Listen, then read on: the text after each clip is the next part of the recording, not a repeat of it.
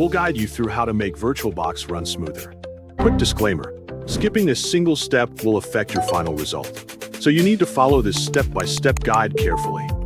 If this guide helpful, don't forget to like and subscribe. First, don't forget to comment if you still need our help or want to ask something, and we will reach you as soon as possible. Second, start by making sure your virtual machine is completely powered off. With the machine highlighted, click the Settings button at the top to open the main configuration window. Inside the Settings menu, open the System tab from the left sidebar to adjust your core hardware. Under the Motherboard section, find the base memory slider and carefully set it to at least 4096 megabytes, making sure the slider stays safely within the green zone to avoid starving your host computer.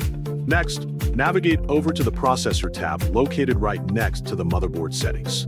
Increase the number of processors allocated to the machine to either 2 or 4 cores, again keeping the slider strictly within the green zone for stability. While you are still on that processor screen, check the box to enable the physical address extension, usually labeled as PAE/NX. After that, look back at the left sidebar and open the Display tab to improve your visual experience. Find the video memory slider and drag it all the way to the right to set it to the maximum possible value. Right beneath that, make sure to check the box to enable 3-dimensional acceleration to make the interface feel much smoother. Next, open the Storage tab from the sidebar to tweak your hard drive settings.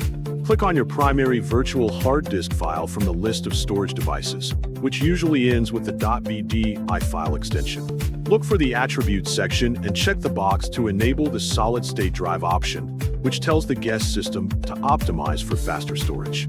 Now, click the OK button at the bottom of the window to securely save your new settings. Start up the virtual machine from the main dashboard, and finally, take some time to verify the performance improvements.